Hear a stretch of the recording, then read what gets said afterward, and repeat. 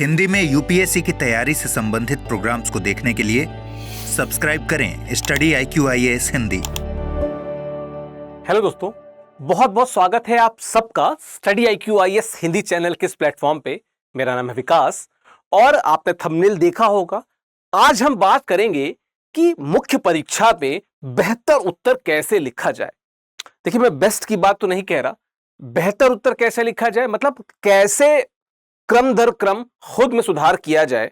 अपना जो उत्तर या जो लेखनी की कला है, जो आपका लेखन कौशल है, उसमें कैसे सुधार किया जाए और फिर एक प्रश्न पे बात करेंगे और उस पे हम लोग फिर डिस्कस करेंगे कैसे हम बेहतर कर सकते हैं और क्या उसके एंगल्स को कवर कर सकते हैं।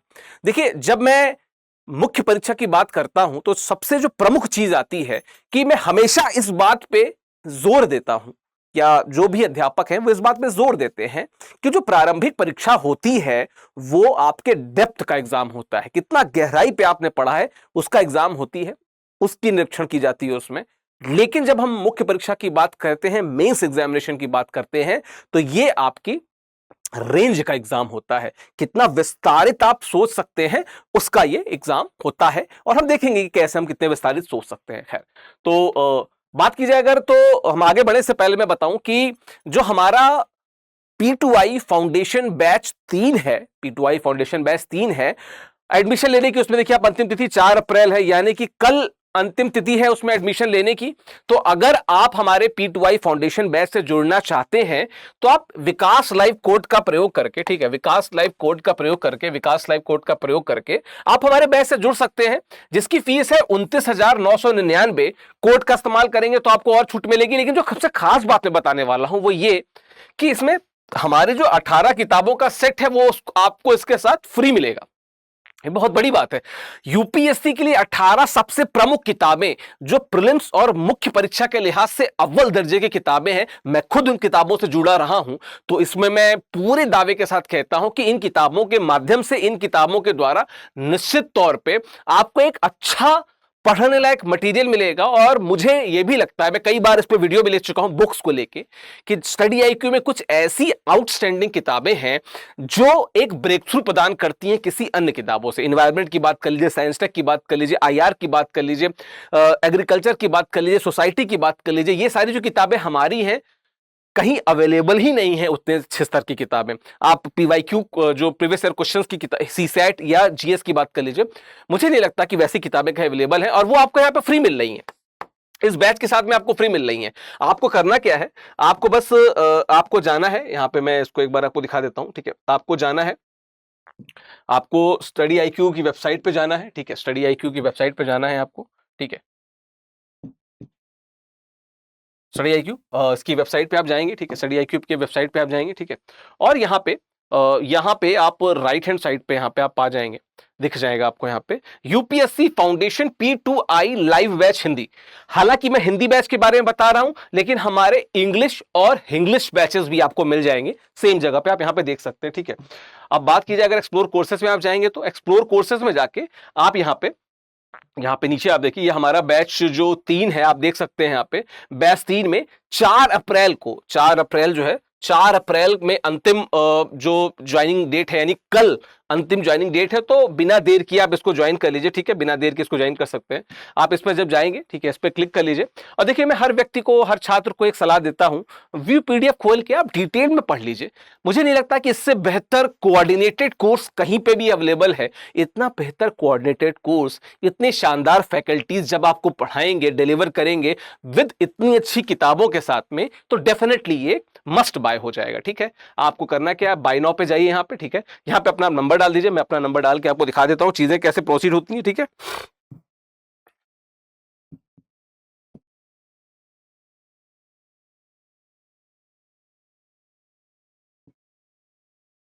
ठीक है, अब इसमें OTP आएगा, मैं OTP डाल देता हूं, फिर उसके बाद ये शुरू हो जाएगा।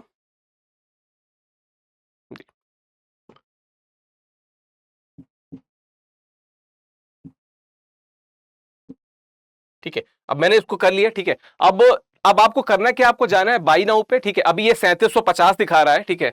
आप क्या करेंगे, बाई नाउ पे जाएंगे, आप यहाँ पे अप्लाई प्रोमो कोड पे जाएंगे और यहाँ पे आप मेरा प्रोमो कोड यानी कि VIKASLIVE, विकास नहीं है, ये विकास लाइव, VIKASLIV, विकास लाइव कोड आप जैसे ही अप्लाई करेंगे ये मात्र 30,000 यानी कि 29,999 में आपको पड़ जाएगा। यानी कि आपको 70,000 का कोर्स मात्र 30,000 में मिल रहा है विद ऑल द बुक्स। जो किताबें हैं उनके साथ ये कोर्स आपको मिल रहा है, जो अपने आप एक बड़ी बात है कि इतनी शानदार किताबों के सेट के साथ में मिल रहा है। तो आप एक बार जाइए studiiq.com विजिट कीजिए, हिंदी सेक्शन देखिए और फिर अपने हिसाब से आप कोर्स ले सकते हैं। ठीक है, चलो अब आते हैं अपने आज के मुख्य टॉपिक पे जो हम लोग बात करने वाले थे कि चुनाव मतलब मुख्य परीक्षा में, चुनाव पे क्वेश्चन भी दे चला गया। मुख्य परीक्षा में उत्तर लेखन होता है। आप यूपी पीसीएस की तैयारी कर रहे हो, यूपीएससी की तैयारी कर रहे हो या किसी और स्टेट पीसीएस की तैयारी कर रहे हो, एक चीज आपको हमेशा क्लियर होगी कि तैयारी करते समय जो सबसे बड़ा स्ट्रेस रहता है कि मुख्य परीक्षा में अच्छे नंबर कैसे लाएं। इसमें हम और भी स्टडी सेशन लाएंगे, लेकिन अभी जो मैं मुख्य परीक्षा में उत्तर लेखन को लेकर आ रहा हूं उसका बहुत इंपॉर्टेंस है। क्योंकि आप मुख्य परीक्षा में जितने अच्छे नंबर लाएंगे आपकी रैंक क्या होगी, क्योंकि मुख्य परीक्षा के नंबर फाइनली काउंट होते हैं। तो कितने अच्छे नंबर लेके आएंगे और आपकी रैंक क्या होगी, उस पर डिसीजन इस पे ही बनेगा कि आपके नंबर कैसे आ रहे हैं। तो एक कला होती है, हम मीनवाइल उसके सारे जो एरियाज हैं उनको भी डिस्कस करेंगे और हम ये भी देखेंगे कि जो प्रश्न पीछे दिया हुआ है इसका उत्तर आपको कैसे लिखना है। खैर, प्रश्न क्या है, एक प्रश्न सैंपल ले लेते हैं, फिर हम नॉर्मली डिस्कस कर लेंगे कि किन किन बातों का ध्यान रखना चाहिए, फिर इसका उत्तर भी ले लेंगे। खैर, प्रश्न अभी देख लेते हैं। चुनावी प्रक्रियाओं पर आर्टिफिशियल इंटेलिजेंस यानी कि AI के निहितार्थों, इसको कृत्रिम बुद्धिमत्ता भी कहते हैं, कृत्रिम बुद्धिमत्ता, ठीक है, के निहितार्थों पे चर्चा करते हुए मतदाता व्यवहार को प्रभावित करने की इसकी क्षमता और लोकतांत्रिक सिद्धांतों के सामने आने वाली चुनौतियों के बारे में भी लिखिए। ये आपका प्रश्न है, इस पे ही हम आज उत्तर डिस्कस करेंगे। लेकिन वहां पे जाने से पहले कुछ बातें और, जैसे कि जब आप आंसर राइटिंग करते हैं तो मेन तथ्य क्या होते हैं, मेन तत्व क्या होते हैं, उसके बिना इसके जाने मुझे नहीं लगता कि आपको आंसर राइटिंग में आगे बढ़ना चाहिए। क्या मेन तथ्य है? सबसे पहले तो कि आपके को मान लीजिए अगर 200 शब्द का उत्तर लिखना है, ओवरऑल 7-7.25 मिनट का समय ही एक क्वेश्चन के लिए आपके रहता है। अगर हम सारे शब्द, सारे जो वर्ड्स को मिला दे जितने के आंसर देने रहते हैं, डिवाइडेड बाय 20 कर दें, divided by number of question कर दें, मैं मेंस की भी बात कर रहा हूं, तो आपको हर 7 मिनट में या हर 6 से 7 या 6 से 8 मिनट का कर लेते हैं, आपको 200 शब्द लिखने की आदत डालनी ही पड़ेगी। और मैं यहां पे आदत डलवाने के लिए और उस आदत को मजबूत करने के लिए, या अगर कहूं तो आदत को बेहतर करने के लिए यहां पे आया हूं, ताकि आप मतलब आपके लिए वो आदत बेहतर हो जाए, उसलिए आया हूं ताकि आप प्रयास करें तो नंबर अच्छे मिले। खैर, जो बात है कि मुख्य परीक्षा, आपको प्रश्न पता चला, आपने 2 मिनट सोचा, 2-3 चीजें आएंगी। पहले, अगर आपने पढ़ रखा है तो आपको दिमाग में एक स्ट्रक्चर आ जाएगा तुरंत ही, लेकिन अगर आपने नहीं पढ़ा है तो बिल्कुल ब्लैंक हो जाएगा। हो सकता है थोड़ा बहुत पढ़ा हो तो थोड़ा बहुत आपको आ रहा होगा। ये 3 स्थितियां हैं। चौथी स्थिति एक और है। चौथी स्थिति प्रिपेयर्डनेस की है। जैसे अगर आपने लगातार उत्तर लेखन किया है स्ट्रेटेजिक तरीके से, यानी कि स्ट्रैटेजिक तरीके से, क्रमबद्ध रूप से, स्टेप बाय स्टेप, दिन बाय दिन आपने अगर आंसर राइटिंग की प्रैक्टिस की है, तो जब आप मुख्य परीक्षा हॉल में बैठे रहे होंगे, मेंस एग्जामिनेशन हॉल में जब आप बैठे रहे होंगे या बैठेंगे, तो आपको पता चलेगा कि जैसे ही आपने प्रश्न देखा आपके दिमाग में स्ट्रक्चर बस गया, वो स्ट्रक्चर बैठ गया कि ये स्ट्रक्चर देखने के बाद हमको क्लियर है कि हमको कैसे उत्तर लिखना है। जब आप दिमाग को एक प्रैक्टिस में ले आते हैं ना, 4 महीने, 5 महीने, 8 महीने, 1 साल लगातार आंसर राइटिंग की प्रैक्टिस करते करते जब अपने दिमाग को एक स्ट्रक्चर में ले आते हैं, दिमाग अभ्यस्त हो जाता है। फिर आपको बनाना नहीं पड़ता कि अच्छा, जैसे मैंने यहाँ पे कुछ अवयव लिख सकते हैं कि भूमिका लिखा है, मैंने निष्कर्ष लिखा है, मध्य भाग लिखा है, चित्रा लिखा है। यहाँ पे दिमाग रुकता ही नहीं, वो सीधे ही बना देता है और आप लिख देते हो। लेकिन अगर आपने अभ्यास नहीं किया होता है, आपने प्रयास नहीं किया होता है, तो पहले आप सोचोगे भूमिका में क्या लिखें, बॉडी में क्या लिखें, कंक्लूजन या निष्कर्ष में क्या लिखें। ये बातें बड़ी ही अजीब सी हो जाती हैं उस टाइम पे। इसलिए प्रिपेयर्डनेस जरूरी है, इसलिए प्रबंधन जरूरी है, और उस प्रबंधन को ही और बेटर करने के लिए हम लोग यहाँ पे आज डिस्कस कर रहे हैं। ठीक है, तो पहले तो प्रमुख तत्व देख लेते हैं। कोई भी उत्तर लिखिए, अमूमन जो लॉन्ग उत्तर होते हैं, दीर्घ उत्तरीय प्रश्न होते हैं, उनमें आपको भूमिका यानी कि इंट्रोडक्शन, मध्य भाग यानी कि बॉडी, और निष्कर्ष यानी कि कंक्लूजन लिखना ही रहता है। चूंकि अब वो कई बार वो आप पे एक थोप देते हैं, आप पे आपकी तरफ कर देते हैं पासा कि आप किस तरीके से उत्तर को ले जाना चाहते हैं। पर अमूमन ये देखा जाता है, कुछ प्रश्नों को, एक्सेप्शन को छोड़ के, अमूमन जो प्रश्न होते हैं उनमें भूमिका मतलब इंट्रोडक्शन, बॉडी या कंक्लूजन, तीनों चीजें रहती हैं। ये बताता है कि दिमाग आपका कितना स्ट्रक्चर्ड है। भविष्य में जब आप अधिकारी बन जाएंगे और किसी समस्या का समाधान करना होगा या किसी समस्या के समाधान पे कुछ लिखना होगा, तो आपका दिमाग स्ट्रक्चर्ड रहेगा, आप ऑर्गेनाइज्ड रहेंगे और आप उस समस्या का समाधान ऑर्गेनाइज तरीके से कर पाएंगे। ठीक है, एक चीज और मैंने जोड़ रखा है, चित्र और चार्ट। चित्र और चार्ट क्यों जरूरी है? कई बार कुछ चीजें आती है ना कि जहां काम आवे सुई कहां करे तलवार। तो कुछ चीजें ऐसी होती हैं कि छोटी छोटी चीजों पे ही गागर में सागर जैसा भर देते हैं। जैसे अगर आपको फंडामेंटल राइट्स को समझाना हो तो बहुत डिटेल में जाने के बजाय आपने एक वहां पे टैप बता दिया और वहां पे आपने right to equality, right to freedom, religious, वो क्या कहते हैं, क्रुएल्टी, जो भी 6 फ्रीडम फंडामेंटल राइट्स हैं, आपने उनको एक चार्ट में बना दिया, खत्म बात। अब लिखने का कोई सेंस ही नहीं है। एग्जामिनर देख के समझ जाएगा कि आपकी तैयारी पूरी है, आप किस तरीके से उसको कर सकते हैं। ये तो चित्र चार्ट की बात हो गई। दूसरी बात क्या, देखिए, ये तो वो तब है जब आपका तैयार है। जब आपका तैयार नहीं है, आधा अधूरा तैयार है, तब क्या करना है? देखिए, जब तैयार ना हो तो कुछ भी कूड़ा करकट लिखने से बचिए, पहली बात। जब आपको ये लगे कि यार हमको 50% आता है, तो पहले ये एनालाइज कीजिए कि क्या आता है, उसको कितनी सकारात्मकता से देख सकते हैं या प्रेजेंटेशन कैसे कर सकते हैं।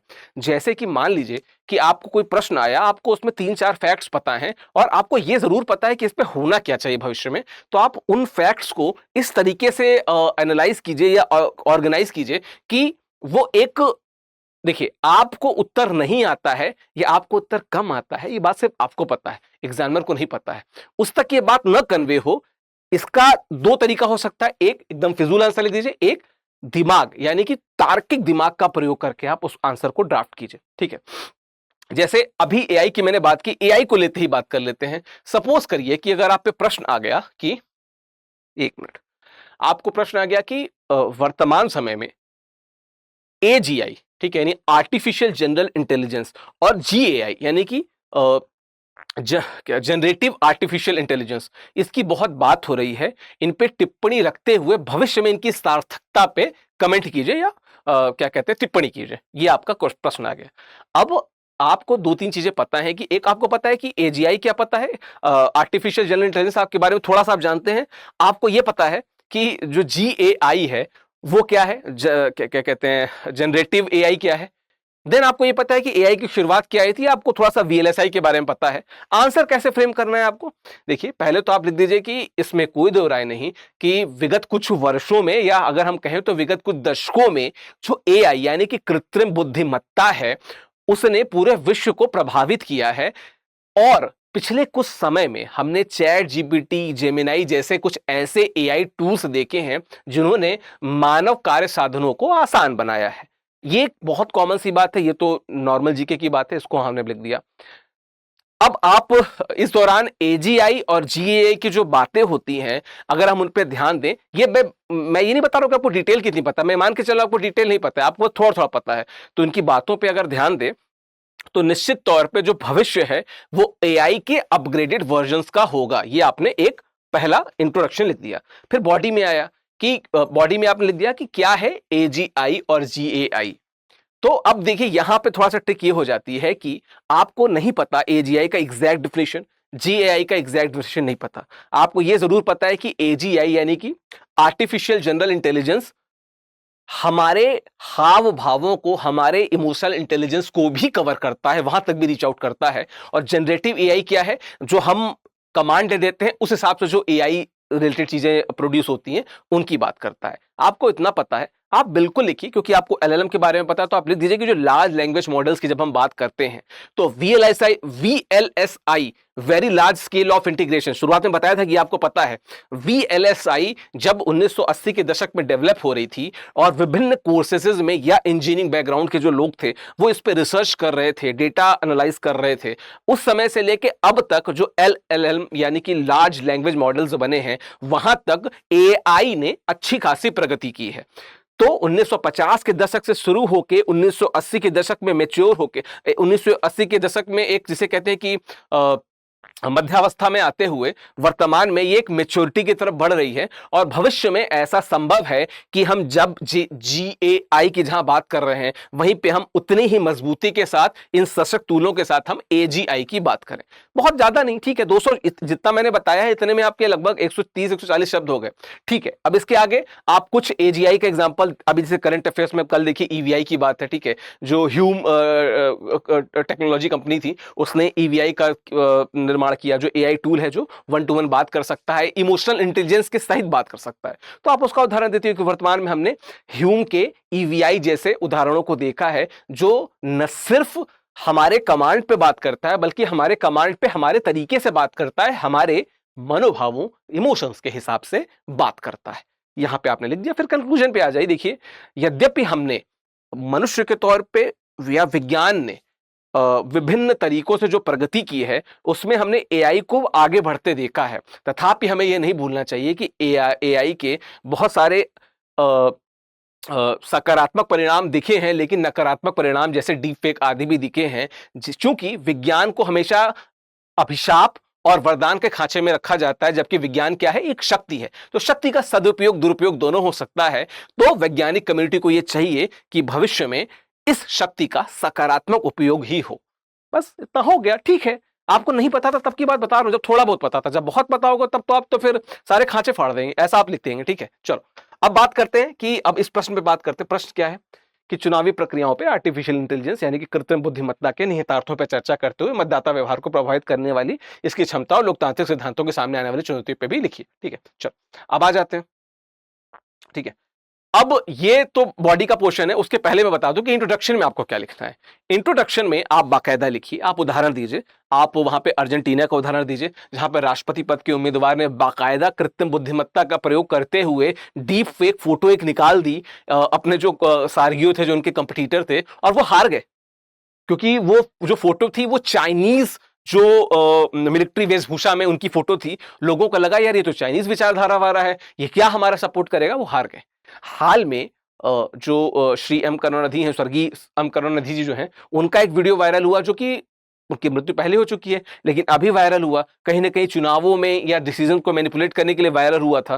तो आप इनसे शुरुआत करते हुए आप बाकायदा लिखिए कि हाल में कुछ इंसिडेंट्स देखे गए कि चुनाव में AI का दुरुपयोग या चुनावों में AI का साथ लेके, सपोर्ट लेके नकारात्मक तरीके से फायदा उठाया गया है पार्टियों द्वारा। या विदेशी स्तर पे भी हमने इस चीज को देखा है। वहां से आप शुरू कर देंगे। खैर, फिर आप जो, क्योंकि हमारा जो प्रश्न था, जो मेन बात कर रहा था, वो चुनावी प्रक्रियाओं पे AI के निहितार्थों की बात करता है। ठीक है, तो जब उस पे आ जाते हैं तो फिर आप क्या करेंगे, एक हेडिंग डालेंगे, कृत्रिम बुद्धिमत्ता एवं चुनाव। फिर आप देखेंगे कि क्या क्या इसका यूज केस है। अभियान रणनीति, अब जैसे अभियान रणनीति और लक्ष्यीकरण की बात कर ले तो कोई भी देश, एक मिनट, ठीक है, तो कोई भी जो सरकार है, जब, या अब मैं इंडिविजुअली पार्टी की बात कर लूं, तो जो पार्टियां हैं जब वो अपने चुनाव का मैनिफेस्टो जारी करती हैं तो कुछ बातें दिखाती है कि हम ये करेंगे, ये करेंगे, ये करेंगे, ये करेंगे। इस हिसाब से ये बाहरी जनता को दिखाने के लिए होता है कि चुनाव में जीत गए तो हम ये करेंगे। लेकिन आंतरिक स्तर पर जब वो प्लान बनाते हैं तो वो क्या करते हैं, अभियान की रणनीति बनाते हैं और लक्ष्यीकरण करते हैं कि किसको किसको टारगेट करेंगे। ठीक है, कई बार ये टारगेटिंग नेगेटिव हो जाती है, कई बार ये टारगेटिंग पॉजिटिव रहती है। जैसे कई बार किसी विशेष वर्ग को के लिए एक डीप फेक वीडियो आ गया जहां पे उन्होंने दिखा दिया कि जो अमुक पार्टी है, जो विरोधी पार्टी है, वो आपका कुछ भला नहीं चाह रही है, और अपने सपोर्ट में कुछ ऑगमेंटेड या एग्जैजरेटेड वीडियो बना दिया और वो रिले करा दिया या उसका प्रचार करा दिया। तो ये होता है। उसके बाद पूर्वानुमानित विश्लेषण। आप देखिए, जो आजकल जो पोल्स आते हैं, ठीक है, जो पोल्स आते हैं, जो क्या कहते हैं उनको, एग्जिट पोल्स, माफ कीजिएगा, एग्जिट पोल्स जो आते हैं, आपने उस पर देखा होगा कि एग्जिट पोल्स में पहले से ही पता लग जाता है कि चुनाव का क्या भविष्य होगा।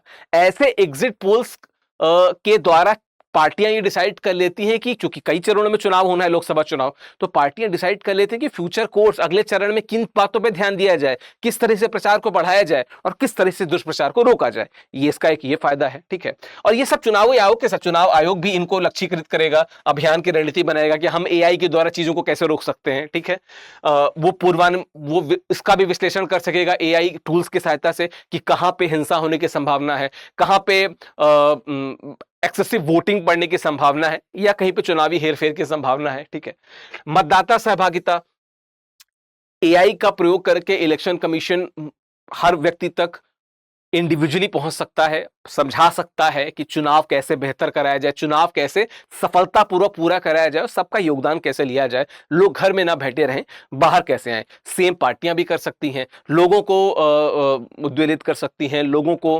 प्रमोट कर सकती हैं कि भाई आप आइए, चुनाव में वोट डालिए और देखिए कि कैसे हम इस तरीकों को, या ये चुनाव का जो सबसे बड़ा उत्सव है ये कैसे आगे बढ़ रहा है। ठीक है, सुरक्षा एवं अखंडता, एआई का प्रयोग सकारात्मक नकारात्मक दोनों तरीके से किया जा सकता है, लेकिन सुरक्षा अखंडता के लिए अगर एआई का प्रयोग सही मायने में किया जाने लगा, जहां पे एआई के सिर्फ एक क्लिक से हर जगह का पता चल जाएगा कहां पे कौन गलत मूवमेंट कर रहा है, कौन सही मूवमेंट कर रहा है, और वहीं पे ट्रैक हो जाए और वहीं पे उसको धर दबोचा जाए, तो ये चीजें भी पॉसिबल है। इसका एक उदाहरण देता हूं मैं आपको, इसको बाद में कंक्लूजन में भी आप लिख दीजिएगा, जो उदाहरण मैं देने जा रहा हूं। बिहार में जब पंचायती चुनाव हुए थे भी कुछ दिन पहले, तो वहां पे बकायदा जो चुनावी बूथ थे वहां पे एआई का प्रयोग किया गया था, और एआई का प्रयोग करके जो पहले जो एक्यूज्ड वाले केसेस आते थे, जो केसेस आते थे कि धांधली हो गई, गलत बयानबाजी हो गई, गलत गंदी बयानबाजी हो गई, इस तरह के केसेस 80 से 85% कम हो गए और बहुत अच्छे तरीके से वो चुनाव भी संपन्न हो गया। तो इस तरीके के यूज केस भी हैं।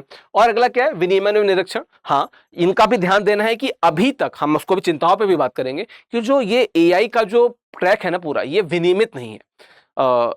अगर आप कुछ गलत करते हैं तो भारतीय दंड संहिता, जो न्याय संहिता भी हो गई है, या जो विभिन्न एक्ट हैं, आईटी एक्ट हैं या अन्य जो एक्ट हैं, उनके तहत बहुत पर्टिकुलर मतलब जनरलाइज सजा है, मतलब स्पष्ट क्लियर प्रावधान नहीं है या कोई अलग से कानून नहीं है। तो उस पर भी काम करें, और जब तक काम नहीं कर रहे हैं तब तक कोई दिशा निर्देश जारी कर दें, हालांकि उन पर हम बात करेंगे अभी। ठीक है, बात की जाए उसके बाद की, तो चुनौतियां क्या है, चुनावी तरीकों में बदलाव, एक दुष्प्रचार।